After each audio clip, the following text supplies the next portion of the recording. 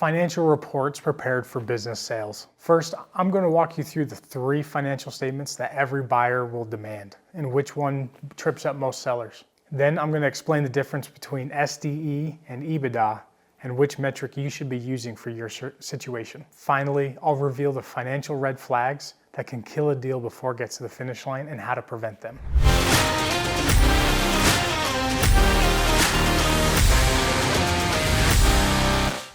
By the end of this video, you'll know how to prepare bulletproof financials that will give buyers confidence in your documents.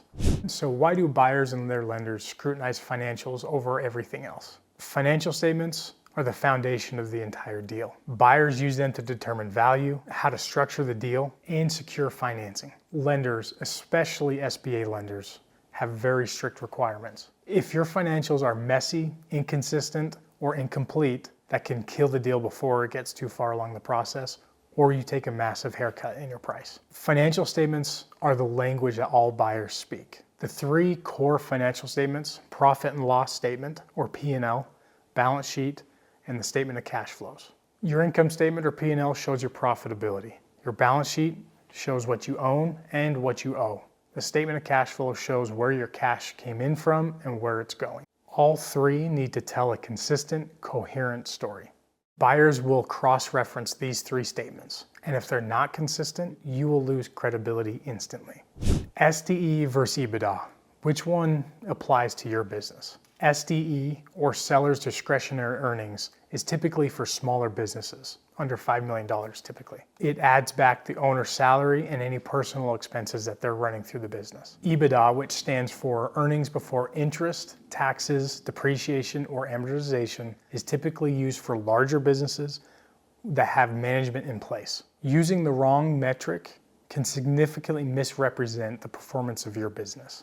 When you prepare your financials for a sale process, you will normalize your earnings. That will include add-backs that will accurately reflect the earnings of your business. Add-backs are legitimate, personal, or one-time expenses that flow through your business that get added back to show true earning power. Common examples: owner's salary that's above market, personal car leases, one-time lawsuit settlements, or non-recurring consulting fees. There's a number of add-backs that could be included. It is most important that you consider every add back that is possible for your business. However, they need to be documented and defensible. Buyers will challenge all add backs, but they will aggressively challenge add backs they do not agree with. What is a quality of earnings report? And why do sophisticated buyers demand one? A quality of earnings report is an independent analysis of your business, usually prepared by a third party. This report will validate your revenue, your EBITDA, and any add backs that you've included, as well as working capital. Sophisticated buyers, especially private equity buyers, will demand one and will commission and pay for it. However, it is becoming more common for a sell-side quality of earnings report to be commissioned. This may help you as the owner of your business control the narrative and fix any issues prior to a sale process. However, just because you have a sell-side quality of earnings report does not mean the buyer will not commission one as well. There are common financial red flags that will often kill deals or reduce deal value. Revenue concentration.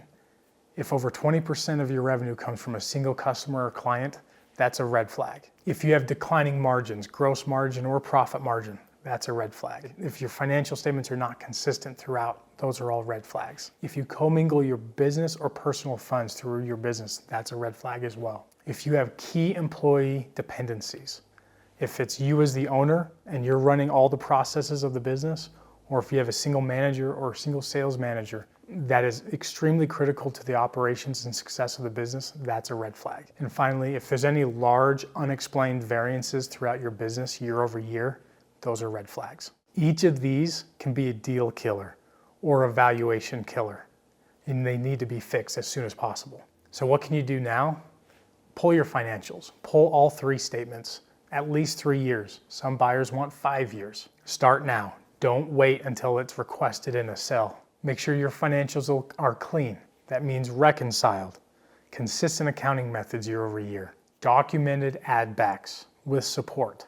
And financials that match your tax returns or can be reconciled easily to your tax returns. This is one of the single most impactful things you can do to improve your deal value. Getting your financials right is one of the biggest levers you can pull in this process. I made a full video on the hidden financial constraints that's eroding your valuation and how to fix them. I want you to watch it because the framework will help you protect every dollar of valuation you've created. Go ahead and watch it now.